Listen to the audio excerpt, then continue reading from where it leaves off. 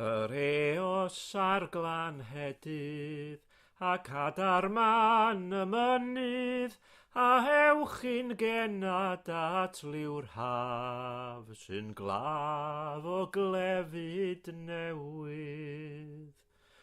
Does gennyf ddim anrhegion, na Jewel Street yw danfon, i ddwyn i'ch cof yr hwn a'ch car, ond par o fenig gwynion.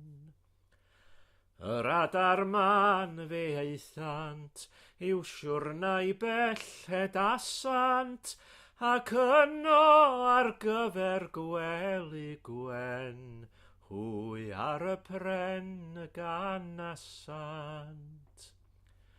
Dywedai Gwen lliw rewin, och fi pa beth yw'r deryn sydd yma'n tiwnio nawr mor braf, a minnau'n glaf ar derfyn.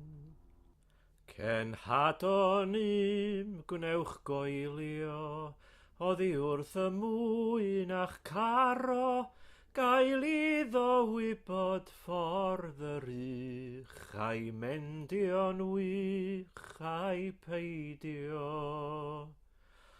O dwedwch wrthon dawel, mae byr fydd hyd fy hoedel, cyn diwedd hyn o haf yn brydd, a'n gymysg brydd a grafel. Yr adar ddaeth yn ebrwydd, gan ddwyn i'r mab y newydd, y byddai gariad hyn sydd wir mewn bedd cyn hir o'i herwydd. Wel, os yw hir fi'n dawel am fynd i brydd a grafel, caiff gennyf gamrig pint o bris i roedd i grys o ffarwel.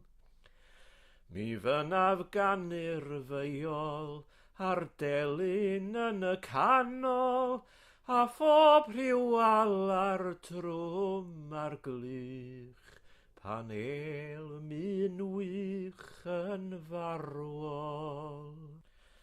Ac yno bydda finnau yn wylo'r heilltion ddagrau, ar ôl y feini'r fwyn a rioed, ar oes ei throed ar lwybrau.